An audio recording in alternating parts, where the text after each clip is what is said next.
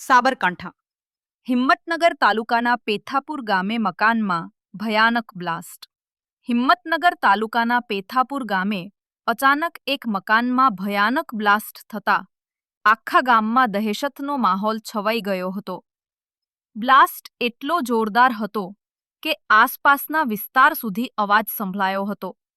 ગામલોકો ઘરેથી બહાર દોડી આવ્યા હતા અને કેટલાક સમય માટે ગામમાં અફરાતફરી જેવી સ્થિતિ સર્જાઈ હતી.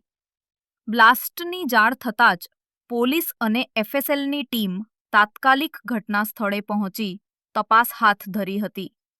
પ્રાથમિક તબક્કે બ્લાસ્ટનું કારણ સ્પષ્ટ થયું નથી, પરંતુ તપાસ અધિકારીઓ દ્વારા મકાનની અંદરના અવશેષો એકત્ર કરી વૈજ્ઞાનિક તપાસ શરૂ કરવામાં આવી છે. સદનસીબે કોઈ જાનહાનિ નોંધાઈ નથી, પરંતુ મકાનને મોટા પાયે નુકસાન થયું હોવાનું જાણવા મળ્યું છે.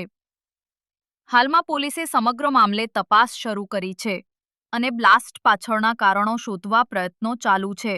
ગામલોકો આ ઘટનાથી ભયભીત બની ગયા છે અને સુરક્ષાને લઈ ચિંતા વ્યક્ત કરી રહ્યા છે.